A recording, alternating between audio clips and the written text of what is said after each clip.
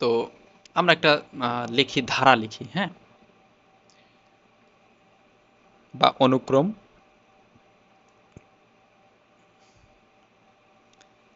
ওকে, আমরা একটা অনুক্রম লিখেছি বা ধারা বলতে পারেন। তো এখানে এদের ব্যবধান কত করে? এদের ব্যবধান হচ্ছে 7। দেখেন 7 করে ব্যবধান। তাহলে এটা কি আকারে বাড়তেছে? তাহলে এর পরেরটাও নিশ্চয়ই 7 হবে। তাহলে পরের সংখ্যাটা আমরা পাচ্ছি 27। এটা কিন্তু আমরা পরের সংখ্যাটা আমরা নির্ণয় করতে পারতেছি। কিন্তু যখন আমরা আরেকটু বেশি দূরের সংখ্যা নির্ণয় করব, দূরের পথটা নির্ণয় করব, তখন কিন্তু আমাদের সূত্র ইউজ করতে হবে। তাহলে এখানে বোঝাই যাচ্ছে যে 7 7 করে বাড়তেছে এবং সেটা যোগ আকারে বাড়তেছে। সেহেতু এটাকে আমরা কি বলতে পারি? সমান্তর, সমান্তর অনুক্রম বলতে পারি। অনুক্রম বা ধারা। ঠিক আছে, সমান্তর ধারা বা সমান্তর অনুক্রম বলতে পারি। তাহলে আমরা জানি সমান্তর ধারার ক্ষেত্রে পদ নির্ণয় করার সূত্রটা খুব সহজ, a plus n minus one into D. তো এখানে এ দ্বারা কি বোঝায়? এ দ্বারা বোঝায় হচ্ছে প্রথম পদ, প্রথম পদ বোঝায়। এন দ্বারা হচ্ছে পদ, যততম পদ নির্ণয় করব, পদ সংখ্যা, পদ সংখ্যা বোঝায় আমাদের। আর ডি দ্বারা বোঝায় কি? সাধারণ, সাধারণ অন্তর। তাহলে সাধারণ অন্তর দেখেন আমরা এখান থেকে আমরা বের করেছি সাধারণ অন্তর, দেখেন 7। ঠিক আছে, তাহলে আমরা এইটাই যদি আমরা মানগুলো বসাই, যে এখানে আমাদের প্রথম পদ হচ্ছে 6 প্লাস এন, আমরা ধরেন 15তম পদ নির্ণয় করতে চাই। কততম পদ? 15তম পদ নির্ণয় করতে চাই। ওকে, তাহলে এখানে হবে 15 মাইনাস হচ্ছে 1, আর ডি এর মান দেখেন কত পাচ্ছি আমরা? 7। তাহলে 6 প্লাস 15 থেকে একবার দিলে 14 গুণ হচ্ছে 7। তাহলে আমরা পাচ্ছি 6 প্লাস 98। ঠিক আছে, তাহলে 98 আর 6 যদি আমরা যোগ করি তাহলে হচ্ছে 104। তাহলে দেখেন খুব সহজে আমরা পদ সংখ্যাটা নির্ণয় করতে পারতেছি, অর্থাৎ 15তম পদ হচ্ছে কত? 104। তাহলে এটা হচ্ছে সমান্তর ধারার ক্ষেত্রে পদ নির্ণয়ের সূত্র।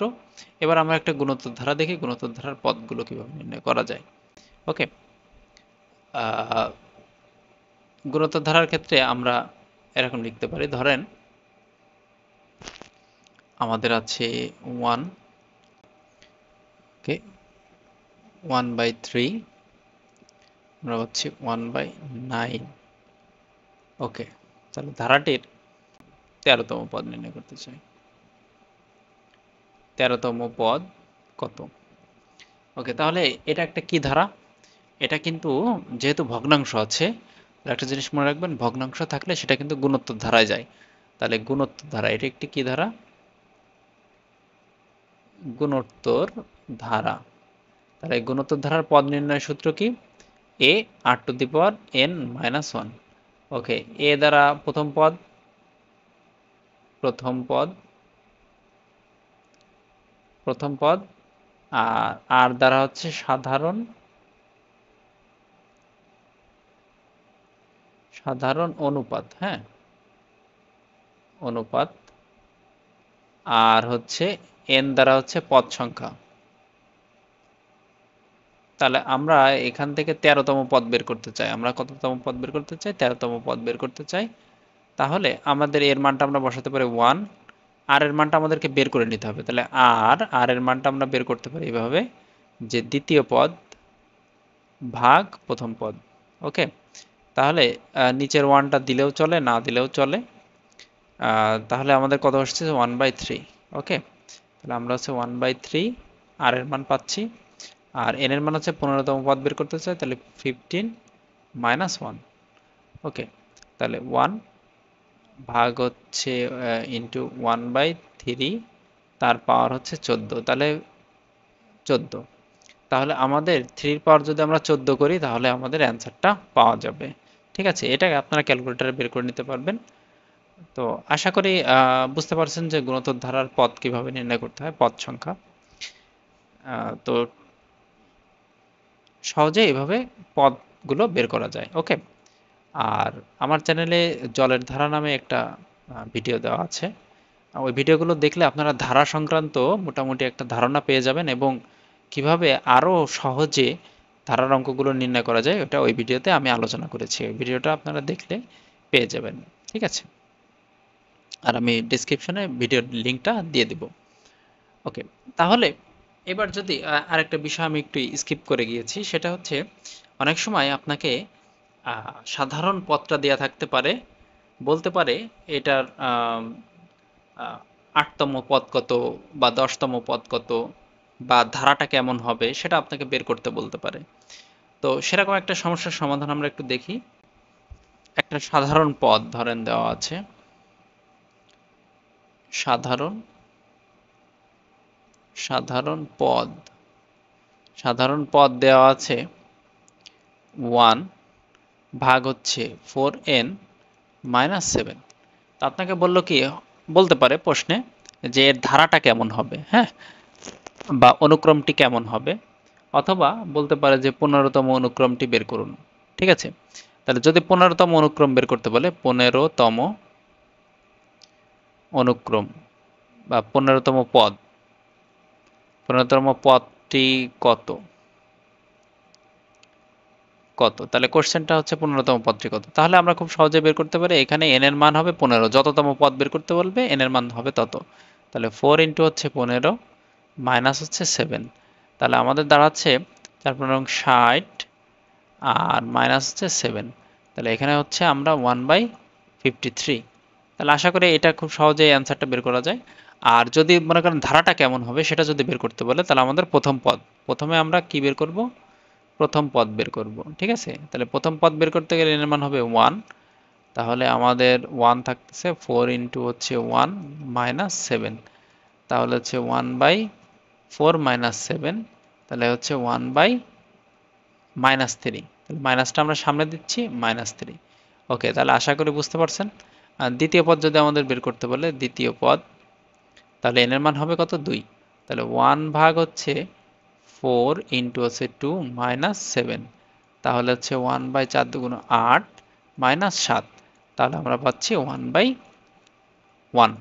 তার মানে 1 কাটাকাটি করেন আর যাই করেন 1ই হয়। ঠিক আছে, তাহলে দ্বিতীয় পদ পাইছি, এরপরে তৃতীয় পদও বের করা যাবে, চতুর্থ পদও বের করা যাবে। তাহলে আমাদের ধারাটা আলটিমেটলি দাঁড়াচ্ছে এরকম, যে প্রথম পদ আমরা পেয়েছি হচ্ছে মাইনাস, আমরা পাচ্ছি -1 ভাগ হচ্ছে 3, দ্বিতীয় পদ আমরা পাচ্ছি 1। এভাবে যদি আমরা তৃতীয় পদ নির্ণয় করি, তৃতীয় পদটা আমরা পাবো হচ্ছে 1/5 আর হচ্ছে 1/9। ওকে, তাহলে আশা করি বুঝতে পারছেন যে অনেক সময় সাধারণ পদ থেকেও আমরা কি করতে পারি, ধারা নির্ণয় করতে পারি, বা যততম পদ আমাদেরকে বের করতে বলে সেই সাধারণ পদ থেকে আমরা ওইটা খুব সহজে বের করে নিতে পারি।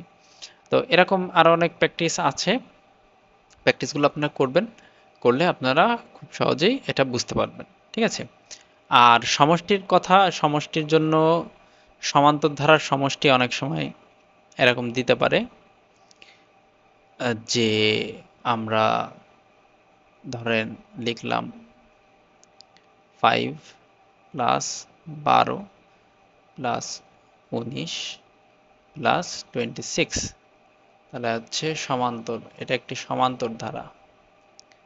আচ্ছা, কিভাবে সমান্তর ধারা আমরা বুঝবো, এখানে দেখেন সবগুলো যোগ আকারে বাড়তেছে। ঠিক আছে, 7 7, এখানেও 7 7 যোগ আকারে বাড়তেছে, তাহলে এটা একটি সমান্তর ধারা। তাহলে সমান্তর ধারার সমষ্টি নির্ণয়ের সূত্র হচ্ছে সমষ্টি বা যোগফল, যোগফল, এটা নির্ণয়ের সূত্র হচ্ছে কি, n/2 2a plus n-1 into হচ্ছে t, এটা হচ্ছে সমষ্টির সূত্র। তাহলে আপনাকে যততম পদের সমষ্টি বের করতে পারবে, ধরেন 10টি পদের সমষ্টি বের করতে বলবো, 10টি পদের 10টি পদের সমষ্টি বের করতে বলবো, তাহলে n এর মান হবে যততম পদ আমাকে বলবে তততম পদ। তাহলে n এর মান বোঝাই যাচ্ছে, n এর মান হবে 2, আর n এর মান হচ্ছে 10, আর এর মানটা এখানে দেওয়া আছে প্রথম পদ, প্রথম পদ দেখেন 5, তাহলে হচ্ছে 5 প্লাস 10 - 1 আর ডি এর মান দাঁড়াচ্ছে আমাদের ব্যবধান যেটা, তাহলে হচ্ছে 7। ওকে, তাহলে এখানে আমরা কাটাকাটি করতে পারি 5, তাহলে এখানে আমাদের 5 থাকতেছে, 5 দুগুণ 10 যোগ 10-এর থেকে আমরা 1 বাদ দিলে হয় 9 গুণ হচ্ছে 7। ওকে, তাহলে আমরা পাচ্ছি 5, তাহলে 7 নং হচ্ছে 63, 10-এর সাথে 63 যদি আমরা যোগ করি তাহলে পাবো আমরা 73। তাহলে এটা গুণ করে দিই,